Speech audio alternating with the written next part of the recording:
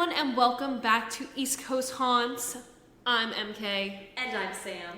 And we are feeling a little bit silly. It might sound a little bit echoey in here. It might. Hopefully not. We're feeling a little bit like we were too dramatic in our last episode. We're a little embarrassed because we're back in the same apartment. But there's no furniture in here because I've already moved. Sam has already moved. I don't know why I'm talking about myself. Sam has already moved out. Sam has already moved all her stuff out. But And MK's moving out this weekend. And MK is about to move out. So all of my stuff is completely gone. We've got like a chair and a half in the living room. But I came back up for the night, and we're gonna do a little recording. We're gonna record, I think, 2 episodes tonight. Yes. I'm not sure what the schedule for releasing these will be. You might get lucky and get 2 episodes in 1 week. Ooh. If I decide to edit these quickly. We'll see. We'll see though. Don't get your hopes up. We'll see how it goes. So this is not our first virtual one yet. Yes. So you got a couple more until that shit show commences. that fateful day. We'll see. We'll see how that goes. But we do have a very exciting episode, I would say. This is like a little bit of a mix of like true crime and paranormal, yeah. I'd say. I know a lot of our fan base kind of shares a morbid interest in the podcast Morbid. Yes. So I'm going to give them a quick shout out because they're doing like a 5-part series right now. They're going so into so much depth. So if you want more detail on H.H. Holmes and the Murder Castle, then go listen to their 5-parter because they cover like every minute of his life. They're a phenomenal podcast though. Really, really good. And I'm just going to give you a brief overview of his life and like the history of who he was. For those of you who don't know, he was America's first serial killer, which is really neat. Quite the title. Definitely, yeah. And one of the most prolific, so... Okay.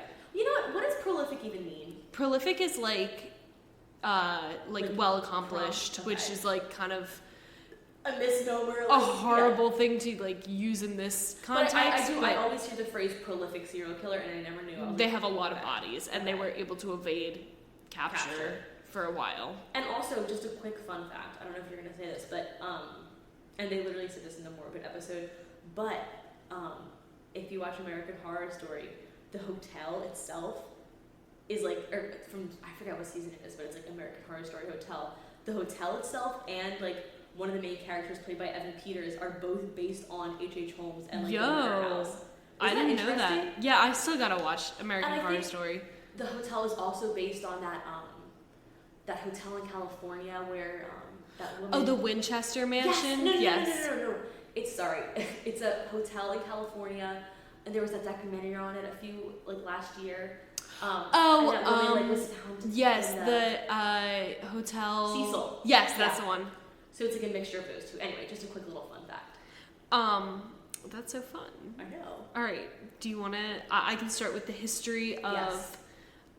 H.H. Holmes, and then you can get into the haunts of the Murder Castle. Yes. And, everything that's associated with H.H. Holmes. I am going to try to keep this, like, a little bit different. Yeah. You don't want it to be, like, a repeat. Exactly. So if you've already listened to that series, which I highly recommend, still listen to this episode because it's going to be different. They don't cover the paranormal aspects. That's not their shtick. That's weird that we both picked that word to say, but yeah. All right, so the Murder Castle. The Murder Castle. So the Murder Castle was located in the Englewood neighborhood of Chicago, Illinois. Mm-hmm. So yeah, it's technically not the East Coast, but this guy was kind of like all over the East Coast, he was so like it counts. Yeah, it counts. And of course, it was dubbed the Murder Castle. So, of course, we'll go into the numerous traps and legends that were supposedly housed in this castle, but I do want to begin with the history of H.H. Holmes himself. H.H. Holmes' childhood. Let's get into it. I feel like it was probably traumatic. It was not as much as you'd think. Okay. I don't think. He was born as Herman Webster Mudgett on May 16th, so that's yesterday. 1861 in Gilmanton, New Hampshire. His parents were... That's on the East Coast? Yeah, exactly. That's what I'm saying. He has a lot of ventures on the East Coast. So it counts. So it counts. His parents were Levi Horton Mudgett and Theodate Page Price. And he was the third of 4 kids. They were strict Methodists, and the whole family was known for being extremely religious. Okay. So there's no record of abuse. Okay. But... I was like, is there a but? They were an extremely religious family in the 1800s who were also known amongst neighbors as strict disciplinarians. So you know that means that they likely beat their kids. Yeah, they definitely beat their kids. He also had like a weird relationship with his mom and his sister. And by weird, I mean like sort of like sexual. Where like... What? I don't want to get too like into it. Yeah, a little bit. And like they were like jealous of all his girlfriends and like would say so. That's weird. That reminds me of there's always like lots of TikToks of like the moms with the sons. And they're people like, are always like, okay, like his future relax. girlfriend is not ever gonna be good enough for him. And like, yeah, and it's like, girl. I understand having high standards, but it crosses a line. It does. Yeah. Yeah, never mind. Okay, so Weird. Herman, or Holmes, was a very solitary child. He wasn't into the whole social scene. Okay. As a kid, he had what today we would diagnose as strabismus. Exactly. From the 25th annual Putnam County Spelling Bee. Exactly. But what that is it's a visual, like, diagnosis. Okay. And it's almost like being cross-eyed, Okay. but not quite. But you can't make eye contact with people. Okay. So obviously that's like a little bit unnerving if Yeah. you are talking to someone they can't make eye contact with you. There were signs though that this man might grow up to be not the best attribute to society. That's a nice way of putting it. But of course, like, we didn't come across these signs and like early warning signs until like Mindhunter and like whatever in the 1970s, where they started profiling serial killers and started like 100 years before. Exactly. So he was obsessed with dissections. Okay. That's fun. He had kind of like a get rich quick or die trying mentality. He was like obsessed with money, like greedy to the point where people were like, yeah, that's his like that's not normal. Character trait. A little bit like, of a con man. Yeah. Oh, like you wouldn't believe. He definitely had like some sticky fingers at places that he would work. Money would go missing, and like classmates would be like, "Where's my wallet?" And Herman would be like, "I don't know." There's no like first-hand accounts of violence towards animals, which I only mention because it's common with serial killers that they show like violence towards living things when they're younger, and then it obviously escalates. But he definitely showed, again, an unnatural interest towards dissection. He was as a kid? As a kid. Okay. To the point where people are like, it's a little weird. Like, not bizarre. Like typical like 7th grade boy, like, we're gonna like cut open a frog. Like, he would do it like for fun in his basement, which is kind of right. He was not a super like outstanding straight A student, but he wasn't like a bad student. He was just kind of average. Which is kind of funny because, like, if you ever read any of his quotes, he thinks that he's, like, the next Albert Einstein. Narcissist. It's crazy. Like, I don't know. He was fond of practical jokes, which sometimes got him in trouble. Ooh, kind of fun. Like, kind of mean practical jokes, though. Like mean-spirited. Yeah. But he was also, like, bullied himself. Okay. He was traumatized by local kids who locked him in the room of a doctor's office with a like real life skeleton, like a real like human skeleton. I don't know where the doctor was or like any parents, but apparently that traumatized him for years. Hashtag hurt people hurt people. Yeah, you're right. Ever heard that? Yeah, I have, and that's really deep, bro. He graduated. Realize. Only a very specific subsect of the Tumblr kids. Yeah, He graduated high school at 16, and then he decided that he was going to go to college. Okay. He fell for a woman named Clara Lovering, and he married her in 1878. Cute. They had a son, Robert Lovering, in 1880, and he was unfortunately not a super loyal or involved father. He physically and mentally abused Clara, but he was the one that was financially dependent on her, which was kind of weird. Okay.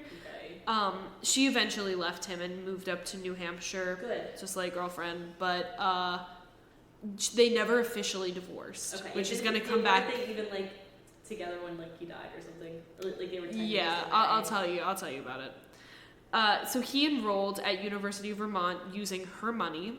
Oh. But he left after a year and enrolled at University of Michigan's Department of Medicine and Surgery. Okay. It was not for the betterment of society or like wanting to help people. He wanted to patent a medicine and get rich from that patent. Oh. You know, I feel like it would be so much easier to patent something back then. Yeah, because like not probably. Had been invented. Exactly. But if you think about it now, like there are so many things that like haven't been invented. Especially with like the AI stuff. Yeah, exactly. I downloaded ChatGPT. Wait, that's actually kind of funny. Like segue into this. Yeah. Because while I was doing my research, I typed into like the ChatGPT and I was like, "Tell me about H.H. Holmes," and I like used some of the information from the ChatGPT, which is so funny that you just brought that up. The ChatGPT stuff, I feel like it gets a bad rap, but like it can be used for like very positive, like educational purposes. Yeah, and I'm not like copying and pasting. What do you call that? Patronizing? Yeah, that's I almost said patronizing. I'm not patronizing. I'm not, but I do think that the TikTok memes of like the Snapchat AI are so they're really funny. Bro, the craziest thing though is like when you say like, "Where am I right now?" and it's like, "Oh, I don't have access to your location." And then if you're like, "What are some good restaurants near me?" it like comes up with a list of restaurants. It's like, why does Snapchat need its own AI? That's what I'm saying. I don't know. That's creepy. And you can't like hide it or like unfriend it. Yeah, I know, because mine is I like screenshotted something that it said because I thought it was funny, and it's been at the top of my like Snapchat feed for like the entire time. Like, that's go away. I don't know. Apparently it doesn't. Weird. So anyway, so he wanted to patent this medicine and get rich. Okay. He also, this fed his obsession with chemistry and not a bad obsession. dissection. Oh. Yeah. It's not on its own, not bad things to be but obsessed we know what's with. to come. Exactly. Know? So just a little context. red flag. He set up like a laboratory in his bedroom of like the boarding house that he was staying at. And his laboratory, like actually like a full-on laboratory. And the worst part is like he had a roommate. Like this wasn't like a single bedroom. Like, oh my god! And he was like up all night like doing experiments with like these chemicals. And the roommate was like, "Are you?" This reminds me of the Pitch Perfect, like the Benji, like the roommate with the weird roommate. Does the magic? Yeah. Yes. Oh, I love that movie. Actually, I watched it again I watched it like for maybe like the second or third time. I was literally with you. Oh yeah, you were. Duh. Wait, that was so. I had like a moment of dissociation there for a second. All right. Anyway, so this is like a little trigger warning for like something that could be like a little bit upsetting. There were 2 separate instances of him bringing home like human bodies for dissection, and at least one of them was an infant. That's really bad. Yeah, and it was like, where did he get them? Took them from the school and was like, ew. "I'm gonna dissect these on my own," and they were like, "Okay." Extra credit? Yeah. Ew. Like extracurricular, I guess. Yeah. But the like lady who was running the boarding house like found it under his bed, and she was like, "What the fuck?" The baby? Yes. That's disgusting. I know. That's really sad. I know. It's so anyway. End of the trigger warning though for now.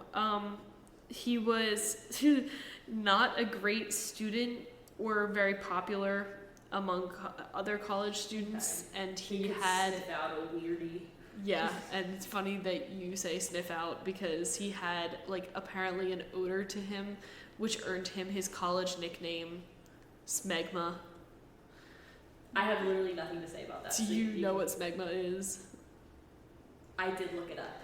Yeah, it's pretty gross, but it has to do with like the foreskin. You got this. I'm not saying anything. I'm not. I don't. That's about as far as I'm gonna go. It's just something super yucky. Yeah. So I hope no one ever has to smell. I hope none of you have that nickname. I don't think I could think of a more worse nickname. Like genuinely, I don't think I could think of one. Me either. So, if there's anything that you want to call me to like insult me, that would probably be it. Yeah. And honestly, I can see. I was gonna say I can see why he became evil. That was his villain origin story. Exactly, that's his villain origin story. Like, oh my god. But also, the really thing is, like, I don't feel bad for him. Like, if this was happening to some like poor kid, I'd be like, oh my god, they're bullying him. But oh yeah, poor kid. He's evil. He's already like stealing babies from the labs and dissecting them. Yeah, no, this guy was not it. He was not it. Yeah, that's really all there is to say about this guy, though, right? So, anyway, he used to participate in this other fun little hobby called grave robbing, and that's how he would get his cadavers to dissect. Okay. He was in this little line of business with his professor, William James Herdman, and then after he was done dissecting these cadavers, he would use them to defraud life insurance companies. So he would like take out a claim on a person and then like place their body as if they like died, and then collect the life insurance money. So it wasn't actually the person that he was saying it was? I don't believe so. I just know tricky. Crazy little man. Yeah. So then, unfortunately, he did graduate with his doctorate. Yes. So he graduated in 1884, and he moved to New York, which again, East Coast. And he was doing his thing. He like opened his little practice, and was dissecting. What kind of doctor was he? Just a doctor. Okay. Oh, I guess they didn't really have them. Yeah, they were just like, oh, he's a doctor. Cool. A general doctor. Cool. Amputate my arm. So Robert, his son, was like thought to be staying with him because people like saw this little kid helping him out, and they were like, oh, he's around his son's age. It's probably Robert. And then he like disappeared. And people were like, where'd he go? And he was like, oh, he went back up with his mother in New Hampshire. But people think that like, unfortunately, like he may have been one of his first victims. And it wasn't Robert though? They don't know. Oh my god. Which is like quick little letter up to Clara in New Hampshire probably could have figured that one out, but right? No one ever checked as far as we know. Wow, okay. So then after that, after people were kind of like, where'd the little boy go? Yeah. He moved to Philadelphia, Pennsylvania. Get into town. And he became a keeper at the Norristown State Hospital. Norristown State Hospital. What's a keeper? Like a body keeper? Like almost like a security guard, I think. Oh, okay. Which, if you have your doctorate, like, right? I don't know. This guy's all over the place. He obviously just wanted to get out of town first and then figure everything out later. Norristown is like right by Villanova. Yeah. So I've definitely been there like a few times. Not to the hospital, but like I've definitely been to Norristown like a few times. I actually got my second piercing in my ear there. Really? Yeah, at the Norristown. I wonder if the ghost of H.H. Holmes was watching you. And he was like, slay. He was like, oh, that's pretty good with that new second piercing. Damn. It's okay. I don't want to be one of his bitches.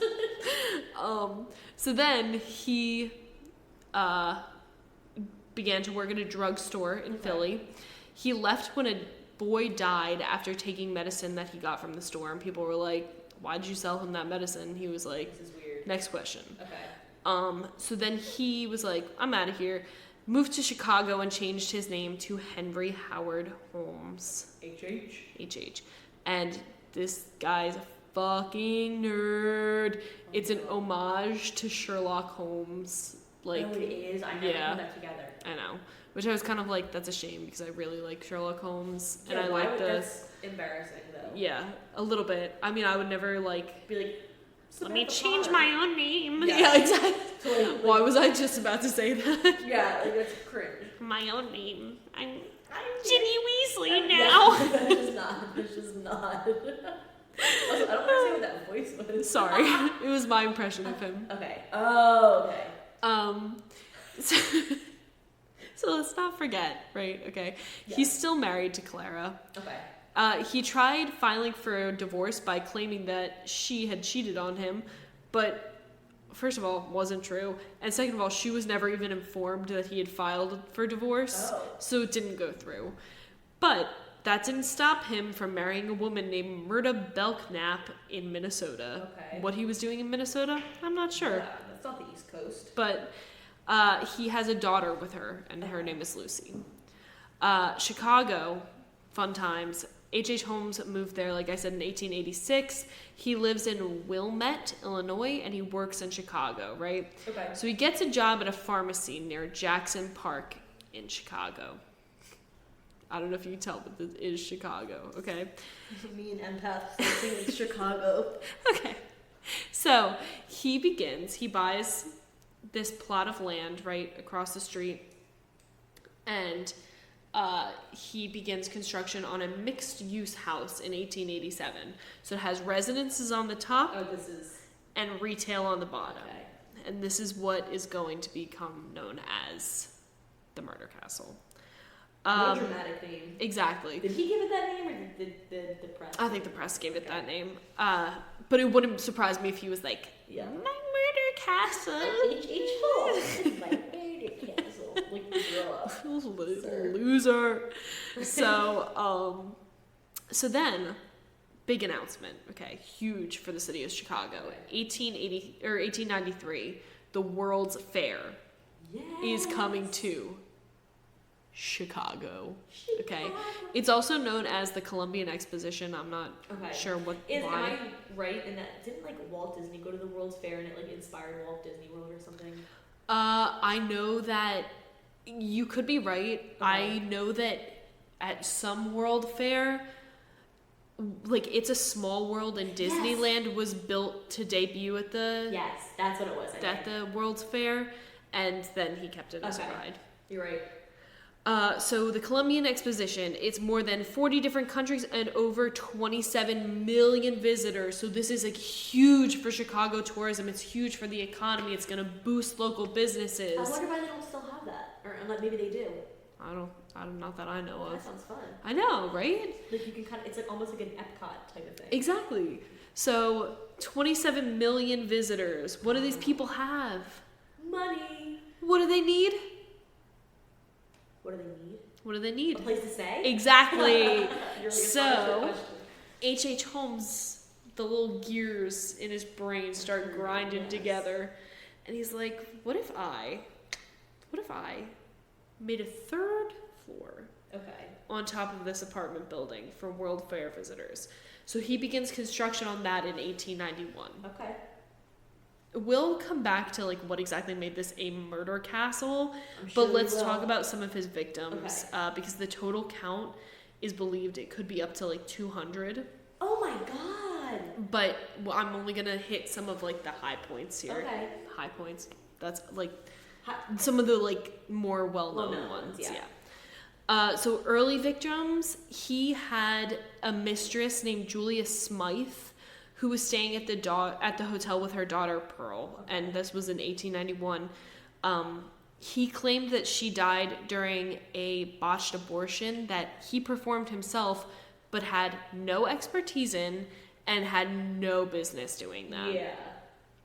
And then he also poisoned Pearl to kind of like wrap up all the loose threads. Yeah, if that had really been like a mistake, he wouldn't have randomly killed the daughter. And like he pretty much forced her to have this abortion too. Like it's actually like a pretty horrible Oh my god. Way to go. There was another one, another mistress that supposedly died from a failed abortion, Emmeline Segrand, and she disappeared in 1892. So it's pretty much sure that she died because of him. There was an actress living in the building with Holmes, and her name was Minnie Williams. and he married her in 1893. Her sister Annie came to visit her, and neither were ever seen alive again. Oh. Which is really sad. He was suspected of many other murders in between the years of 1891 and 1895. Visitors of the World Fair, workers in the building, they would find later like items of theirs in the murder castle. Okay. And a lot of them were monetarily motivated.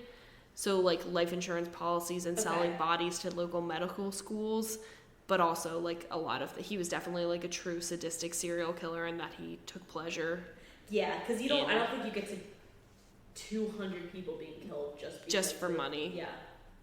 So some of the most like well-known murders that he's known for are the Pitezel murders. Okay. So at one point he had an associate named Ben Pitezel who helped him defraud insurance companies, and H.H. Holmes is like locked up for a stint, right? Okay. And he meets this guy named Marion Hedgepath, who gives him an idea for like another like fraud scheme. Okay. Right? So how does this sound? How about you? All right. If I came to you and I was like, I have an idea. Okay. We're gonna get rich quick. Okay. I'm listening, definitely. And I was like, what if you take out a $10,000 life insurance policy, and then we'll fake your death?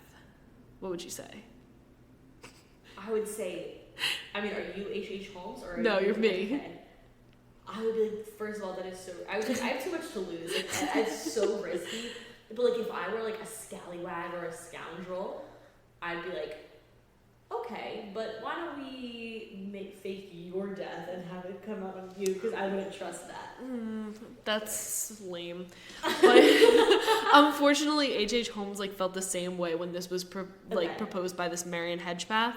But he was like, what if I took this and like did it to someone with like a few less brain cells than me? Oh. So while he's in prison, Ben Pitezel goes and he opens up like a fake patent office in Philadelphia to scam inventors. Now, okay, H.H. Holmes goes to him and he's like, what if you take out a $10,000 life insurance policy and we fake your death with one of like the cadavers, right? Oh, man. Crazy. He's like, oh, yeah, bro. This guy sounds like a goofy little sidekick. Okay, so they take out the life insurance policy. What do you think was going to happen? Like, he knew that Holmes was like a scallywag. I don't know why I keep using that word. Why do I literally have scallywag written down in my notes? Because that's... And also, does he know that Holmes is a murderer? I think he probably has a good idea. Okay. Wow, okay. So, H.H. Holmes gets out of prison. On the way, marries another woman named Georgiana Yoke. How did he get all these women? He's still married to both of the other ones. He's not attractive, like, in the slightest. I think it was just kind of like his, what do you call that? Like magnetism. His charm. Yeah, exactly. So he goes and he meets Ben Pitezel in Philadelphia. He chloroforms him and lights his body on fire. Oh. So oh then, my God, that's really freaky.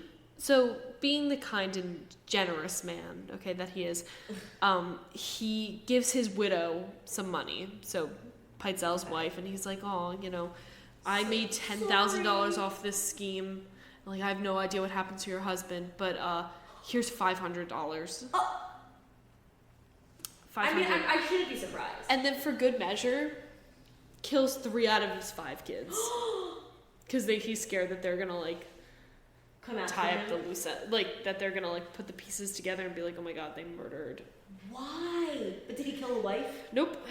And he left 2 of the kids alive. That is so weird. Very strange. Weird isn't the word. I mean, just I don't even know. So, are we ready for like a circular moment? Yes. Hedgepath gets wind of this little happening in Philly. And Hedgepath is the one that gave him the idea in the first place. And he alerts the authority to the fraud going on. So Holmes is arrested in Boston in 1894. He's tried and found guilty for the murder of Ben Peitzel, and he's hung in 1896 in Moyamensing Prison in Philly, May 17th. That's today's date, as we're recording this. He confessed to 27 murders and then up to 130 right before his execution. And then this pissed me off. He sold his story to the Hearst Corporation for $10,000, which I'm like, who got the money? Exactly. I have no idea. Maybe his family. Hopefully his family, or his. Hopefully the victim's family. One of his oh yeah, true. Or like many of his 4 wives that he gaslit. Yeah, seriously. Was a horrible husband to. His body was exhumed in 2017. Oh my god, so recent. I know. When people were concerned that he had conned his own death and like paid off some of the prison guards to exchange his body with a cadaver. That's hilarious. So he wanted to be buried under a slab of concrete because he was scared that someone was going to grave rob him, which like the ultimate karma. Yeah, seriously. And he didn't want his body to be stolen and dissected. Why? Why did he care? Who knows? He's just a friggin' weirdo. But dental records confirmed the body under the slab of concrete were his. Okay. The little fun story about Smegma here. Mr. Smeg. He was buried without pants. Why? What does that mean? Because he shat his pants during his execution. You're joking. Like sometimes, apparently, I'm not laughing at yeah, I am laughing at him. I'm laughing at him specifically. Apparently, sometimes when you're hung, you lose control of your bowels. But what do you think they would put in? I love how they didn't put new pants on. Here you go. We're not being paid enough to clean this up. Yeah, which honestly, good. I'm glad. He didn't deserve to have clean pants. He didn't deserve to have anything forever. I hope they didn't clean him up either. They were just that's really so embarrassing for him, because he seems at least from the pictures, he tried to be all prim and proper in his hat, his mustachio. Exactly. And, he literally shat himself and then was buried without so pants. Embarrassing. LOL. Crazy scenes. So let's circle back to this murder castle, because that's really the focus of this episode. Yes. Some of the features that were included in this: soundproof and airproof rooms. So imagine airproof? No air is coming in, no air is coming out. So eventually you would suffocate if you were locked in this room. I wonder how long that would take. That would be the worst type of death. Yeah, I don't know. I was wondering the same thing. How long does it take you to breathe? Because then it turns into carbon dioxide. Yes, right? So you suffocate in a room full of carbon dioxide. I really don't like that. And soundproof? So no one can hear you scream.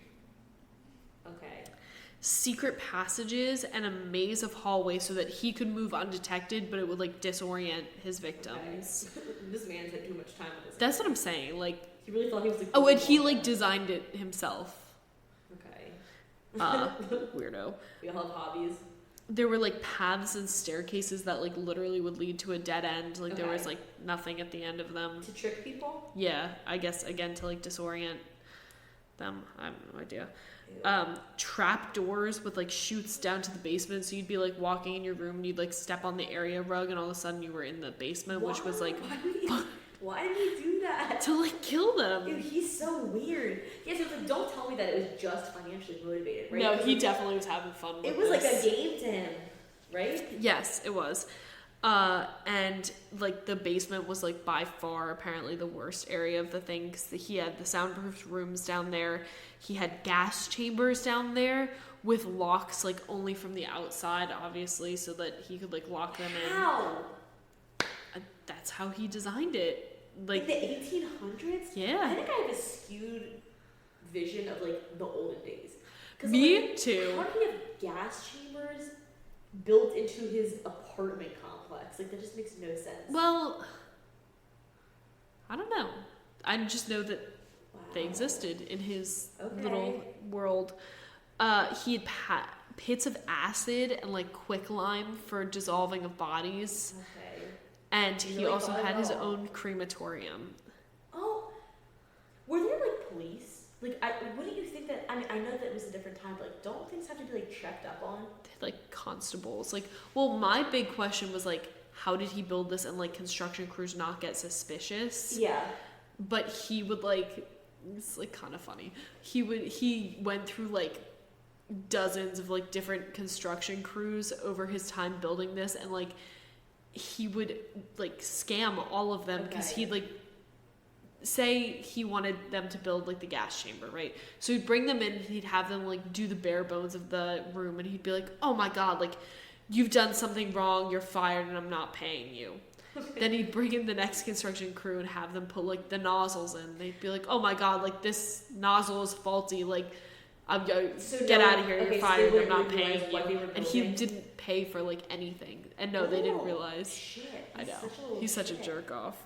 And it's funny because like, I'm looking at a picture of him right now. Like he doesn't look that I feel like he'd be like, hey guys.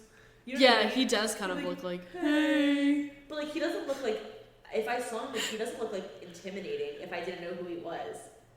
I think that's why he was able to get away with so much. Yeah, like look at him. Hey guys. Why don't you step into this little soundproof room? Oh, I hate that.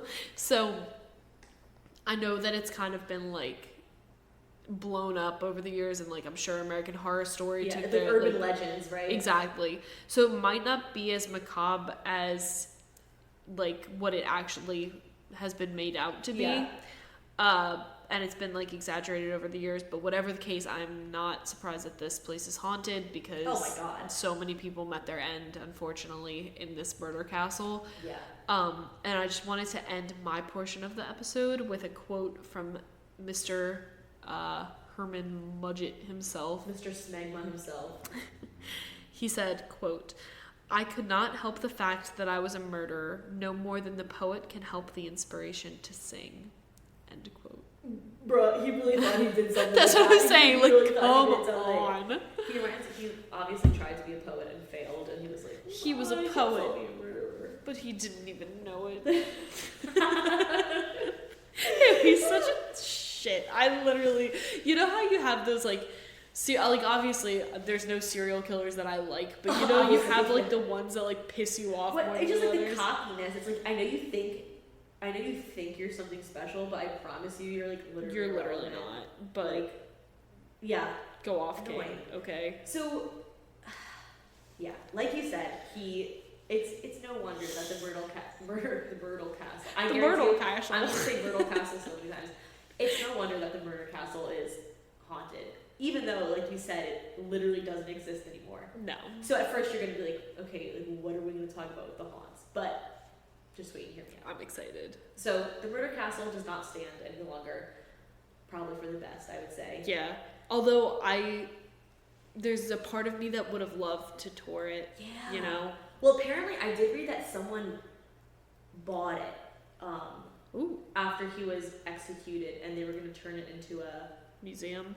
But then I think it there was a mysterious fire, which probably the neighbors were like, we don't want this to be. Yeah, you know what? I don't blame the neighbors. So like, we would rather this just be like an empty lot. Exactly. So even though it's not there anymore, the legacy definitely still lives on, and the area where the actual building was, it's said to have plenty of residual hauntings. Oh, I'm sure. Which is not surprising because there was lots of traumatic events that happened here.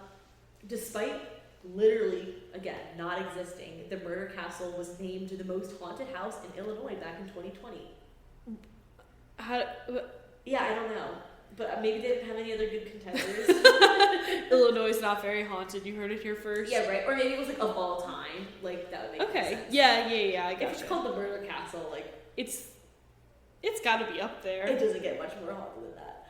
So the area that was formerly part of the murder castle, a lot of that has been overtaken by foliage. So it's just like flat like land with like grass and stuff now, like pretty unassuming. But there is an area that does have a little building on it. I think I know what it is. Do you know what it is? I think it's a post office. Yes, it's a post office. Go! So it's literally the most boring possible place It's to, like, so funny. overtake. It's literally so funny. I know. Like, it went from like, the murder castle to like the local post office. UPS. So people do report though that in this post office, in like the basement area of the post office, there have been some ghostly apparitions. There are shadowy figures. There are unexplained and unsettling sounds. Yo. So people go in there and they do say like they feel uneasy, like the vibe is weird, it's off. You know, it reminds me of like the Candyland in Penhurst Asylum that we toured. Like when you just like something feels wrong. Yeah, something's wrong. And because of that, it's become an unexpected tourist attraction. So people do travel and like people who are like into spooky stuff like us. Yeah, I would go to this post office. If they're in Chicago, like a ton of people go there. There are also like tours throughout Chicago. I'm sure during ghost tours, they a lot of the times walk past it. But it's just funny because it's a fully functioning regular post office, but it has this like insanely macabre history. Can you imagine if someone like didn't know? Like, I wonder if there's like a plaque there that's like this used to be. I highly doubt that there is. But could you imagine like your childhood post office like being like, oh yeah, like for whatever reason, like I just don't like going to the post office, and then like one day you find out that it's the site of like quite possibly 200 murders. That's. I don't even know what I would do. And post offices already kind of give me a little bit of like. I hate post offices. Like they're like, it feels like. Have you ever heard of like the back rooms? No. I don't even know if I can explain it, Is but it like it feels like almost like an alternate dimension. Yes. Yeah. I've seen those on TikTok, like pictures of rooms. And yes, that's exactly. Have you ever dreamed of this room? That's literally exactly what I'm talking about. But do you think they sell like postcards? That's like. They do sell postcards. I don't think they're not specifically of H.H. Holmes. But they're just like of like Chicago and stuff. That's kind of boring. But that's a good question. I was looking at the reviews to find that out. So something interesting. Well, okay, I found a really funny Google review. So first of all, overall, this place has like I think it was like 2 stars or 1.5 stars. Oh no. And it has a plethora of horrible reviews. Like people just say it was like the most disorganized, the rudest workers, like all their mail gets lost, like all this stuff. And like I have to wonder if it's because of like the dark vibes. Maybe. Right? Like yeah. I mean, I people love to complain on the internet, but like it was like unlike anything I've ever seen. I was like, that was like low-key kind of funny. I know. Well, I found this one review that I was like actually laughing out loud at. Because all the other ones were like serious reviews. They were like talking about how it was like a horrible post office, and this person said, I handed my package to the woman behind the counter, and it slipped right through her pale, translucent fingers. Would give this place 5 stars, but some guy with horns on his head tried to grab me and pull me into the walls. It is so funny. It was okay. And credit to Annalise, because that's the person that wrote this. Really I literally thought it was so funny because all the other ones, and the comment was only made 3 weeks ago. Like that was just so funny. His pale, translucent fingers. A guy with horns tried to grab me and pull me into the walls. And all the other reviews are so serious. Stop it! That's so funny. funny. I think it's safe to say that person definitely like knows the history and was like playing. Probably. So, while the original H.H. Holmes house is gone, there is the post office, but there are other locations that are tied to Holmes and his spirit, and they're rumored to be haunted. This place is you said it before, Maya Mensing? Mensing prison in Philadelphia, which I can't even like picture where that would be in Philly. Right next to Eastern State. They're all right. They're all just like in a line. So, and like you said, this is where Holmes met his fate. He was hung. And apparently this prison is haunted by H.H. Holmes himself. It doesn't surprise me. He is known to be walking around, roaming the halls of the prison, or peering out from behind his cell bars. Ew, that's so creepy. For so whatever creepy. reason, like peering, peering out from behind. Creepy, even though it's like he's technically behind the bars, it's creepy. I don't like it. I hate it, actually. So that's terrifying. And apparently this is like fairly common. Like, I mean, not like it happens to everyone, but like it's a well-reported site. People also sometimes hear the echoing of footsteps. Especially when there's no one around. They hear inexplicable Inexplicable. Thank you. Oh my gosh. They hear inexplicable banging noises, Ew. which is terrifying. Yeah, don't like that. And some visitors also claim that they feel like they're being watched. Which, do you have that feeling ever? I feel like I should have it more than I do. I do too. I really don't get it that often. Yeah. Sometimes I will though. Yeah. Sometimes if it's like dark out, like I have a window, like the shades aren't closed, I feel it. Me too. And then sometimes if I'm like walking in from my car at night, like into an apartment or like wherever, yeah, I don't know if it's because I'm paranoid, but I always feel like something's right. Like yeah, someone's but I agree. Me. I do feel like I should feel it more. Because whenever I see this, it's like the paranormal experiences. Like, oh, someone, like, I feel like someone's watching me. Yeah. But, like, sometimes I can tell when someone's, like, staring at me. Like, yes, at work. Yes. I can tell.